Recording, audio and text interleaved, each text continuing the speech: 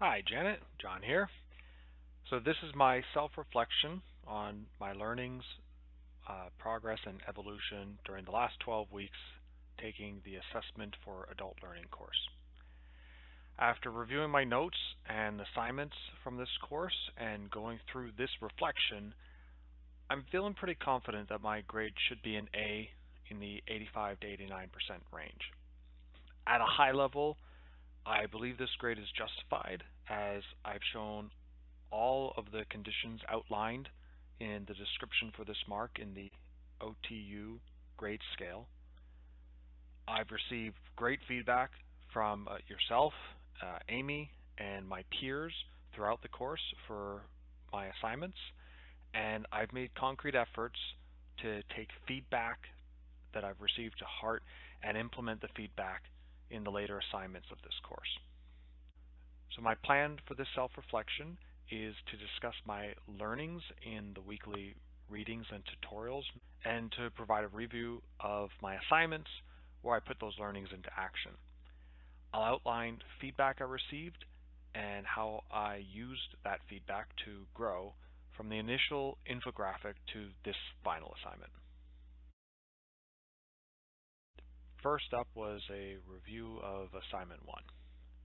Looking back at that now, I can see that I definitely had a basic knowledge of assessment and evaluation.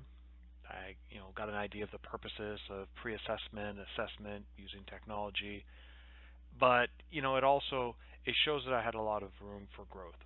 For example, I really only thought of assessment from a project or an assignment that you when you completed it, you got a grade on it, and that after it was reviewed by the instructor. I definitely was thinking more just that grading perspective. At the time, I didn't even know about summative assessment and formative assessment, the differences between them. I certainly didn't consider that feedback was an important aspect, especially for formative assessment.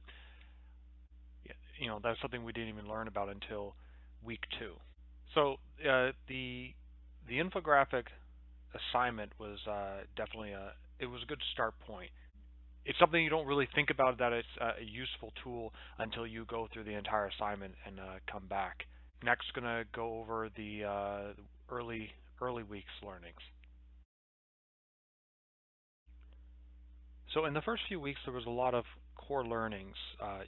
Things like what is assessment, the differences between summative and formative assessment, what is evaluation, and how in education it's considered different than assessment. We learned about learnings, and during the discussion for that week, we had a discussion on learning styles and how that was a myth and how it's been discredited.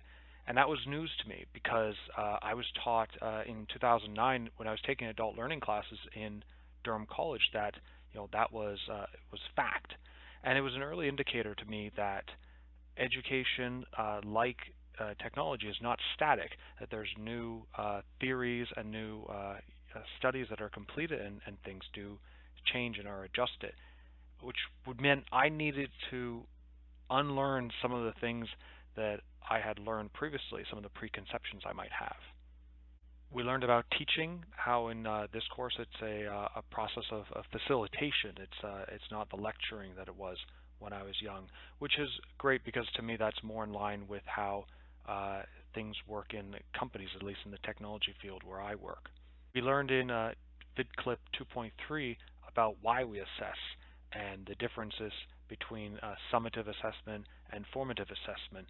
And this is where I first, really learned about formative assessment and how feedback and class discussions and ongoing sharing of that feedback and feed forward is important to the learning process. I had only really considered assessment from the summative assessment standpoint up until then.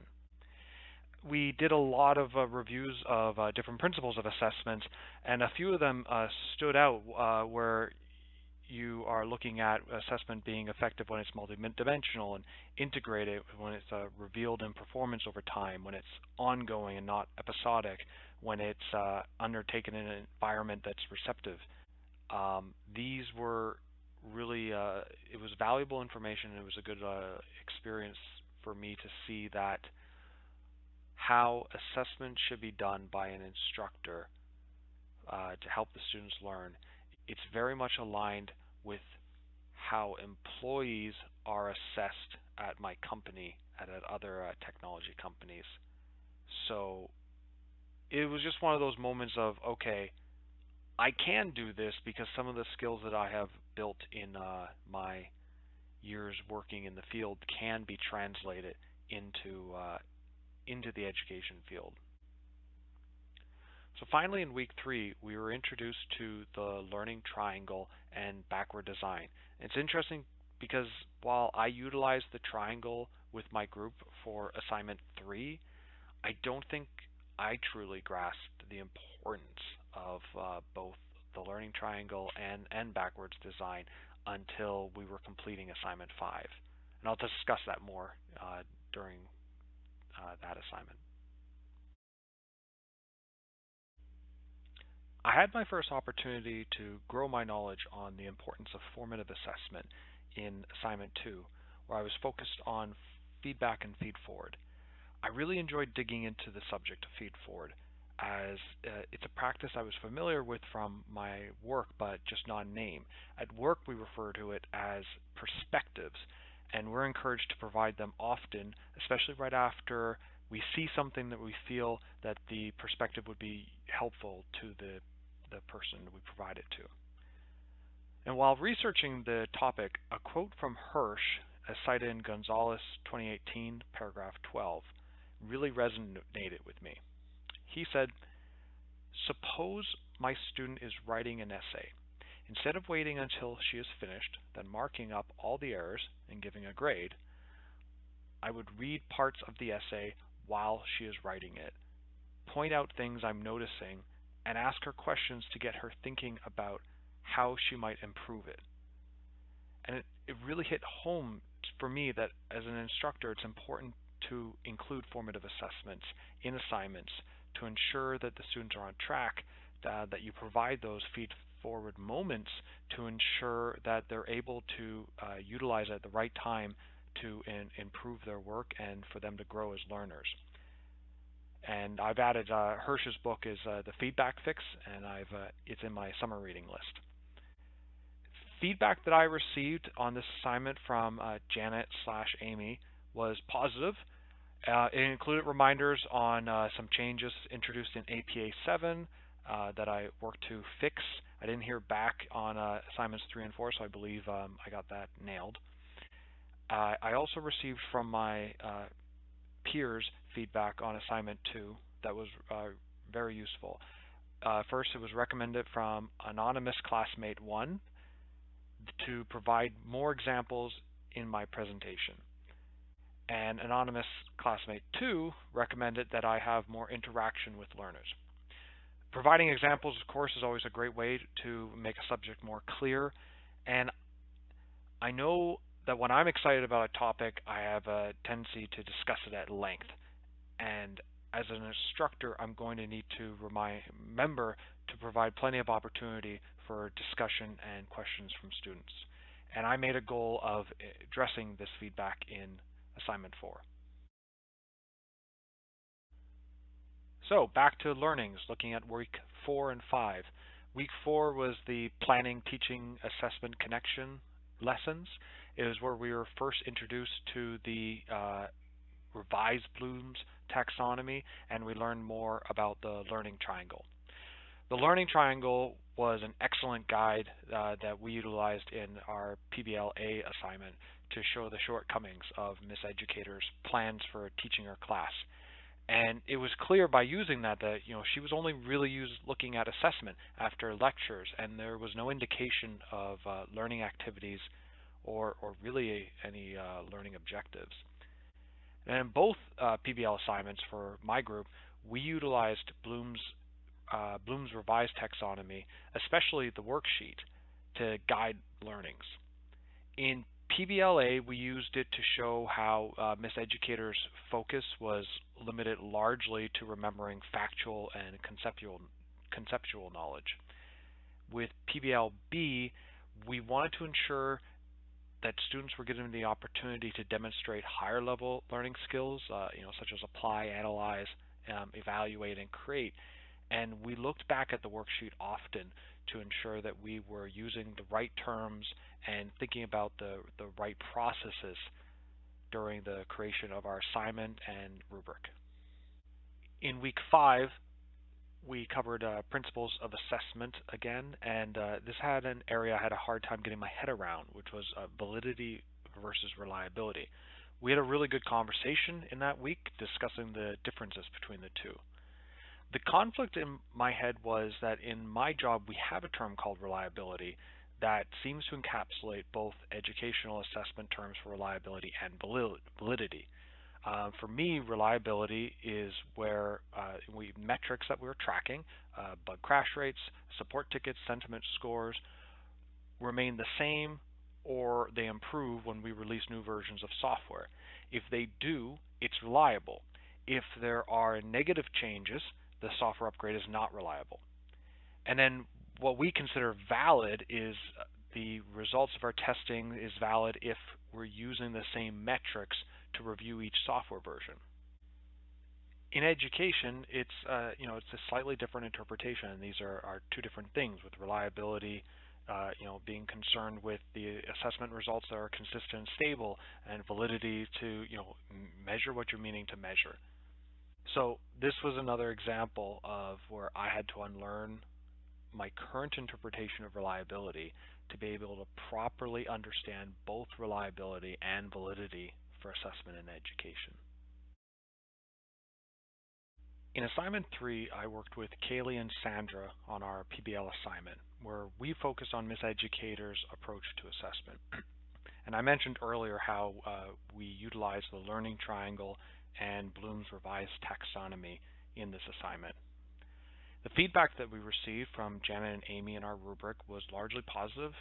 Again, however, they did provide some useful feedback on how we could improve in the future. They said it would have been helpful if you had summarized your solution with a specific example for Miss Educator to implement in her class. This was good advice and was similar feedback that I had received individually in assignment 2. And it also pointed out to me that we didn't have a summary of any type at the end of our presentation. We just ended it on our last point. So we set a goal of addressing both these feedback items in assignment 5, our next PBL assignment. Back to learnings, back from spring break. Week 7, we started working on PBL B or 2 or second. We also looked at authentic assessment, which we put a lot of focus on in our PBLB and in my own assignment 4. And then we also discussed classroom assessment techniques. During the class and just from reading the material, I found Angelo and Cross's in VidClip 8.2. The detailed list that they provided on techniques for assessing was a pretty valuable resource. I'm looking to begin doing more training at my work starting in the summer, and one thing that had not been clear to me prior to reviewing this material was what types of assessment were best for different goals. The information that was shared in VidClip 8.2 was very clear to me in how some activities better align for different learning objectives than others. In week 8, we dug into rubrics. And one thing that we covered in this week that actually hadn't been covered I hadn't come across it in any course that I had taken before so far in the AEDT program, and that's the fact that there's 2 types of rubrics. I had only seen what is analytic. I didn't even realize there was holistics. I found interesting that for me, I'd always used it as a student tool, almost as a cheat sheet. Look at the rubric, look at what's excellent, and make sure that my assignments aligned with that. So this was a good week learning, because I got to really learn more about how rubrics work and why they're built. But like I mentioned, I actually had only seen analytics rubrics so far, and the examples in the video try to make clear how in some cases holistic rubric makes more sense.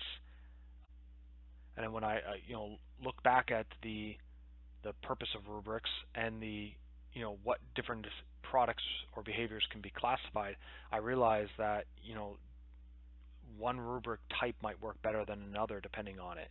Essays, analytic is probably I would think the best rubric. Portfolio, works of art, recitals, it's probably better to use holistic. And then some, depending on what is required, like oral presentations, performances, maybe even group activities, I could see it being holistic or analytic.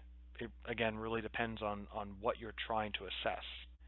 The biggest takeaway for me, though, this week was the idea of weighting in rubrics. So far in classes, I've never seen this. And it's not really clear if it's a hidden part of the rubric that only the instructor sees, or if it's just not being utilized. I think it's really important, and I'm kind of now wondering if I can make sure that that's in future rubrics, because I think it's something I would want to share as an instructor with the students, so they clearly understand if certain criteria is more important than others, or if each criteria is equally weighted. A big discussion that we had this week that I was engaged in was considering the importance of notes to go along with the rubric. Because I've received in past courses rubrics that there were areas where they were highlighted, but there was little to no comments from the professor. And I kind of feel this is an important component to rubrics, and that seemed to be the consensus in the discussion. Now, that said, I could see that if the rubric is aligned well with the learning objectives and the activity, then in that case less comments may be required. But as the instructor, if I'm getting a lot of complaints about marks and a lack of comments to go along with the rubric, I feel that that means I need to revisit the learning triangle, as there's not the alignment that I believed to be the case. And this came up again for me in assignment 5, and I'll talk about that shortly. In assignment 4, I tried to take the feedback that I received in previous assignments and make improvements here. So first off, I made a point of asking throughout my presentation if my peer Jennifer had any questions, to ensure that I was engaging with her and giving her opportunity to ask throughout as opposed to just at the end. I had also received feedback on providing examples, and in this assignment I did this with when I was specifically explaining the cognitive biases, halo effect, and fundamental attribution error. I provided the definitions in the handout sheet, but for my presentation I used examples of to try and kind of, in human terms, what the halo effect and what fundamental attribution error looks like. In the feedback I'd received from Jennifer, she said that using those examples were very beneficial to her understanding. Jennifer also provided some great actionable feedback, asking me to provide further detailed steps on how group work might be assessed, examples of what standards and expectations might be included in the assessment rubric, and how to expand on different methods of assessing group work and how that would be implemented. So I think it comes back again to examples. The more that I can utilize examples as opposed to just definitions or just raw information, I think the better my presentation will be. Further feedback I received from Janet and Amy on this assignment, they mentioned, again, it was positive feedback. The feedback was good and it was actionable. The handout was good information. It flowed nicely. they asked that I try to focus more on the content of the presentation more than the presentation itself.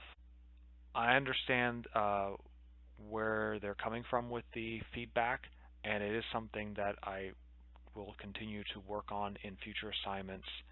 I think what I could do, just to make it clear, is separate out first showing the content feedback, and then maybe in a separate section, or at the very least at the end, providing that feedback. I also could have just provided that feedback verbally. So there's some different ways that I could approach it to make sure that I'm helping my peer, but also following the guidelines. So in week 10, we started discussing portfolios, and in doing this presentation here, this self-reflection, thinking about portfolios and the idea of how it's supposed to be demonstrating efforts and progress and achievement over time. Is this a portfolio? I kind of question that to myself, that I could see how doing a reflection like this, combining together with the different material that I've created over the semester, it feels like it could be a portfolio, or at least part of a portfolio. So it definitely feels like something that doing a self-reflection like this in the future of all my classes probably would be beneficial to myself, not just within the class, but beyond, something to look back at and remember my learnings. So is this a portfolio? So assignment 5, or PBL-B.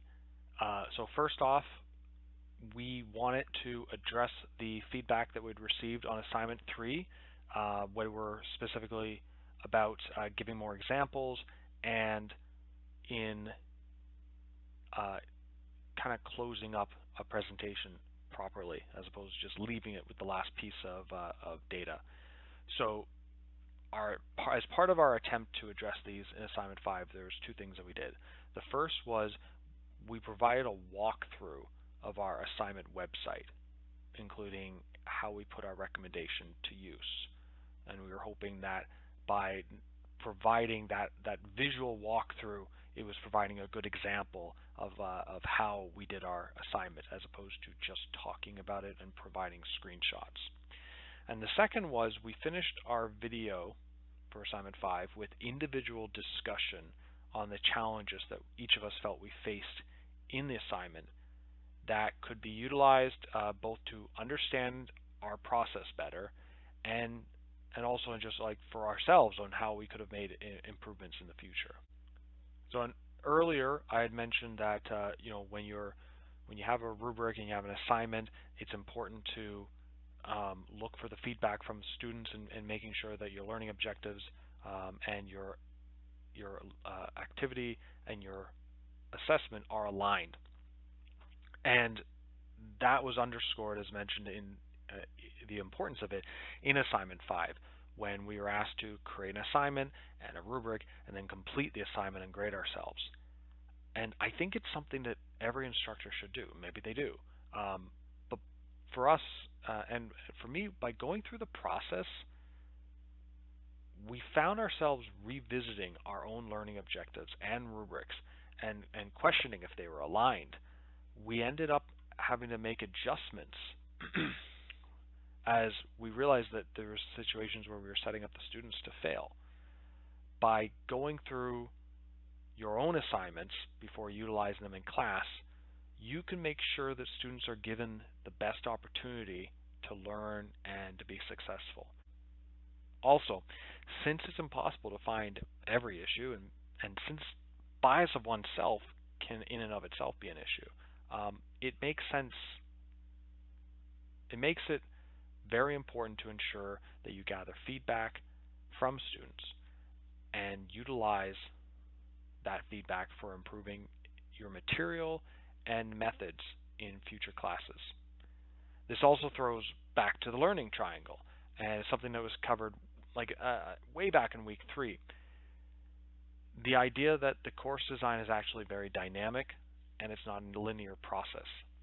And I can see how the creation of assignments may result in the need to revisit and adjust both the assessment and even the learning outcomes. I'm really proud of the work that Kaylee, Sandra, and I completed for assignment 5. I hope it's reflected in the quality. Um, I really enjoyed the opportunities in that assignment to combine everything we had learned throughout the semester in these courses, and also just my technical expertise. We got to all play with building a website, and that was a lot of fun. And that's my reflection. I actually really enjoyed going through this process.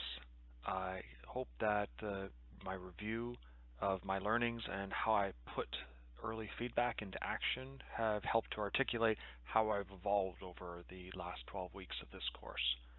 I hope also that I've justified my grade of an A for you, and I look forward to any further feedback that you have that might help me to grow in the future.